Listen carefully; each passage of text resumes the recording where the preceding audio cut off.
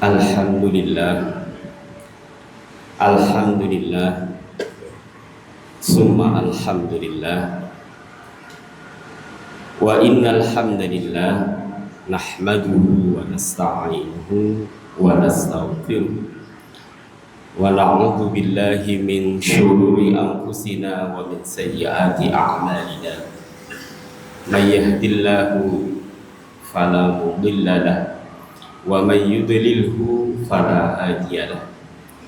Asyhadu an la ilaha illallah wa asyhadu anna sayyidina Muhammadan abduhu wa rasuluh. Allahumma shalli wa sallim wa barik ala sayyidina Muhammad wa ala ali sayyidina Muhammad. Fa ya ibadallah ittaqullah ittaqullaha mastata'tum wa qad fazal muttaqun. Qala Allah ta'ala fi kitabihil karim, a'udzu billahi minasy syaithanir rajim. Bismillahirrahmanirrahim. Qul ya qaumi i'malu ala makanatikum inni 'amilun fasawfa ta'lamun man yakunu lahu 'aqibatun nar innahu la yuflihul zalim. Shadaqallahul azim wa shadaqa rasuluhun nabiyyul karim. Para hadirin jamaah salat Jumat yang berbahagia, yang dimuliakan oleh Allah Subhanahu wa ta'ala. Pada kesempatan yang singkat ini, mari kita bersama-sama memuji syukur kepada Allah Subhanahu wa ta'ala, Zat yang maha menciptakan seluruh yang ada di muka bumi. Karena nikmat hidayah ma'unahnya, kita mendapatkan banyak sekali keberkahan. Kita ada di dalam jalan yang benar, kita ada di dalam petunjuk-petunjuk dan lindungannya. Bersyukur, bertahmid, menjalankan perintah-perintahnya adalah realisasi dari rasa hormat dan puji kita kepada Allah Subhanahu wa ta'ala.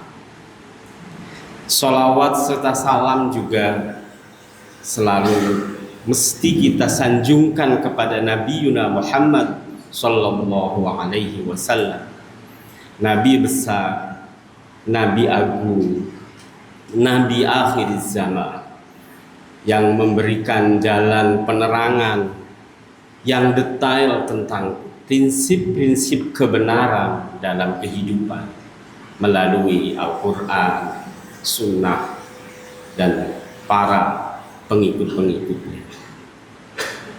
Para hadirin yang berbahagia, selanjutnya saya berwasiat untuk saya sendiri dan juga untuk para hadirin yang ada di masjid yang penuh dengan berkah ini.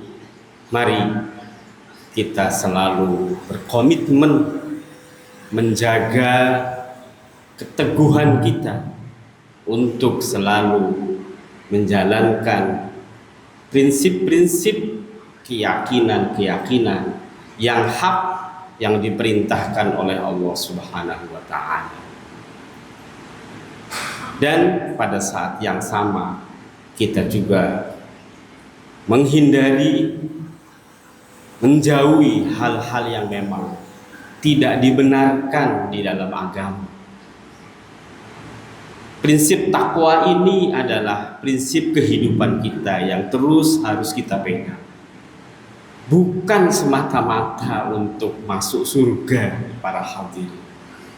Insya Allah lah kalau masuk surga Allah adalah Maha Rahman dan Maha Rahim.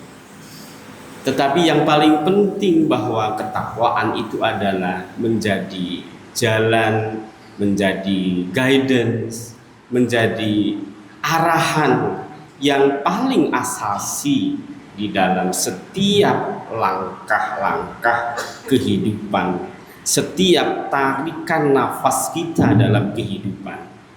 Berprinsiplah kepada itu. Apakah kita ada di bawah pemerintahan, ataukah kita ada di tengah masyarakat, ataukah kita ada di dalam keluarga, atau bahkan ketika kita berdiri sendiri dalam kesendirian pun, prinsip ketakwaan harus menjadi pedoman dan pegangan kita.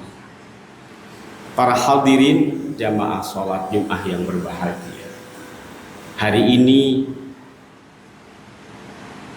libur karena memang hari buruh,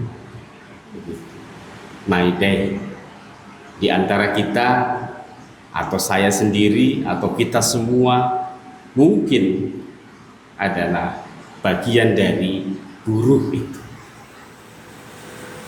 Saya begitu kurang tidak paham betul tentang sebenarnya bagaimana sejarah buruh itu, dan bagaimana kemudian Islam memahami buruh itu. Ini pengetahuan yang cukup luas, tetapi menurut saya sedikit-sedikit bisa kita sharing, bisa kita jadikan pedoman. Yang pertama, sebenarnya buruh itu adalah bagian dari sistem masyarakat.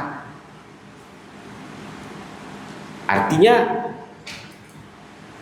pertama misalnya di dalam sistem masyarakat Yunani kuno atau masyarakat Romawi kuno, kira-kira kalau saya tanya, ada nggak buruh ya pada 2000 tahun, 2500 tahun yang lalu?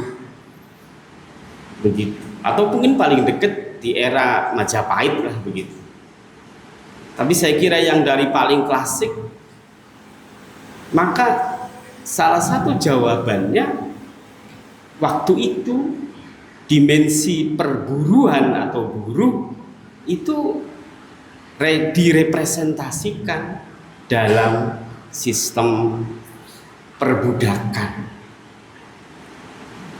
Jadi perbudakan di masyarakat kuno itu menjadi salah satu penggerak utama sistem sosial itu bisa eksis. Kenapa perbudakan? Karena sistem-sistem pekerjaan yang bersifat kolektif yang membutuhkan ratusan orang, ribuan orang itu belum ada. Yang dibutuhkan adalah 2-3 orang, dan ini biasanya di dalam sistem keluarga mereka yang bekerja itu adalah para budak.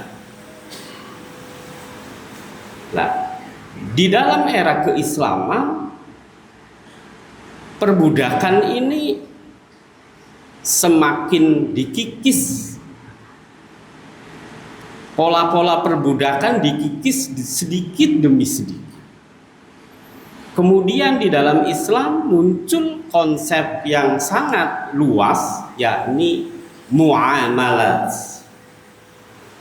Muamalat.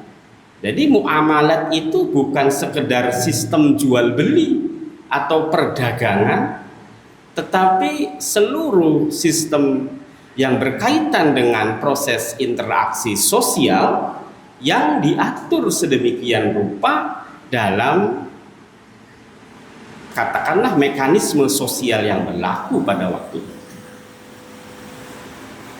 Singkat kata, pada era modern, kira-kira mulai abad ke-17 atau 16 ya sampai 17, ketika kemudian teknologi mulai masuk di Eropa, dan disitulah mereka para owner teknologi, industri dan seterusnya memperkerjakan.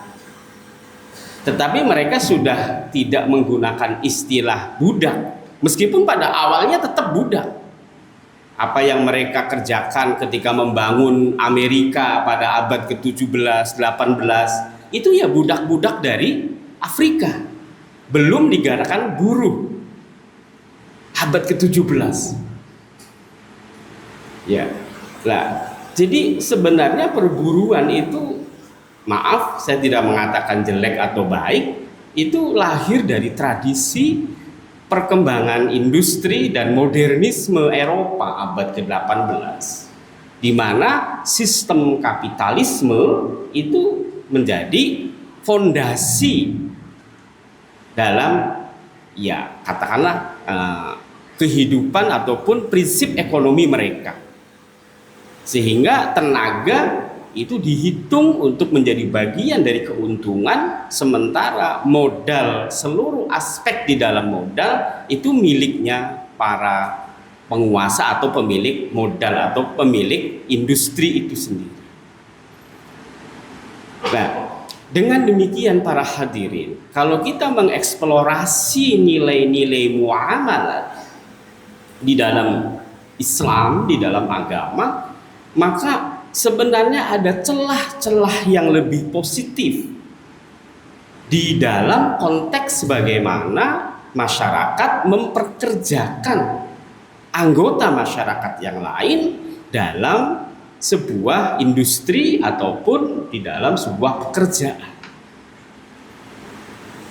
Di dalam Al-Quran, para hadirin, dalam konteks bekerja, itu hampir 30% itu memang dalam bahasa yang menggunakan bahasa kerja, kata kerja.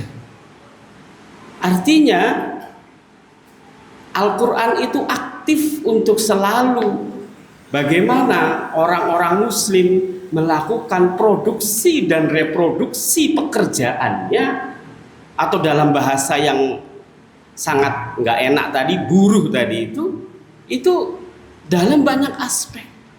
Apakah keluarga, ataukah dalam sosial, ataukah dalam masyarakat secara umum, ataukah dalam sebuah departemen dan lain sebagainya dan lain sebagainya. Kalau kemudian pekerjaan bertindak ini menjadi prinsip utama di dalam Islam, dalam bahasa Al-Qur'annya yaf'alu, fa'ala, yu'minu dan seterusnya yang berkaitan dengan kata kerja. Bagaimana kemudian Al-Quran memposisikan tindakan itu? Yang jelas kata Al-Quran, yaf'al ma syi'ta, begitu, lakukan apa yang sesuai dengan kamu bisa lakukan. Artinya sangat bebas prinsip tindakan itu. Tetapi kemudian ada tolok ukur nilainya yang menjadi pedoman. Ini oleh karena itu, bagaimana sekarang tindakan-tindakan kita, pekerjaan-pekerjaan kita bisa kita lakukan secara kreatif, inovatif dan maksimal. Cuman masalahnya kadang-kadang kita itu menyamakan saja apa antara fa'ala dalam arti tindakan dengan amala dalam arti tindakan yang bernilai. Kita terlalu terobsesi pada tindakan yang bernilai, amala,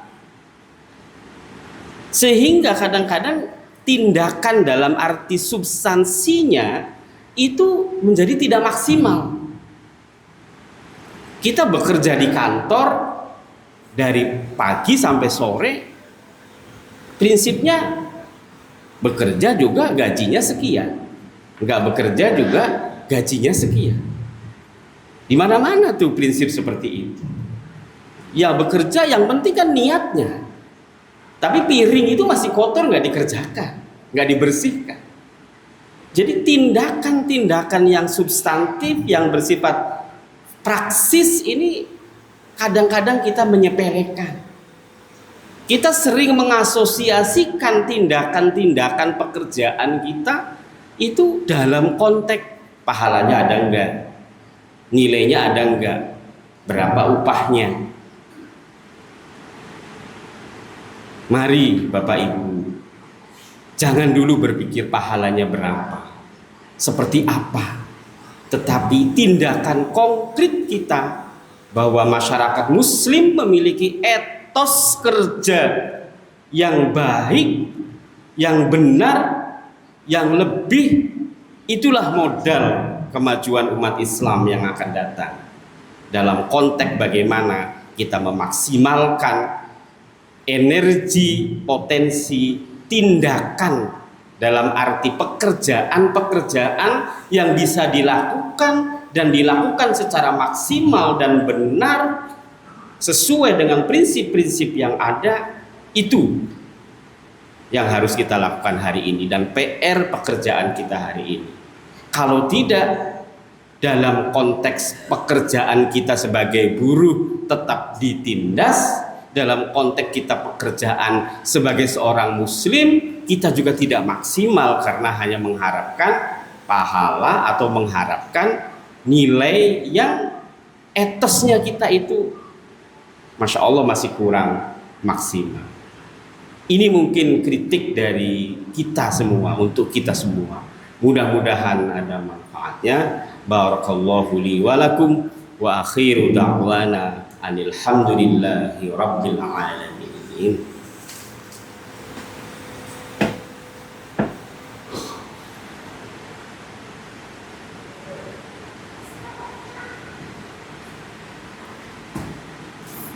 Alhamdulillah, alhamdulillahi rabbil alamin, wal aqibatu lil muttaqin.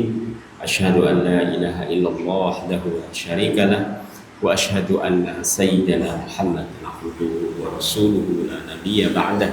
Allahumma salli wa sallim wa barik ala sayyidina Muhammad wa ala ali sayyidina Muhammad. Allahumma salli ala Muhammad wa ala ali sayyidina Muhammad.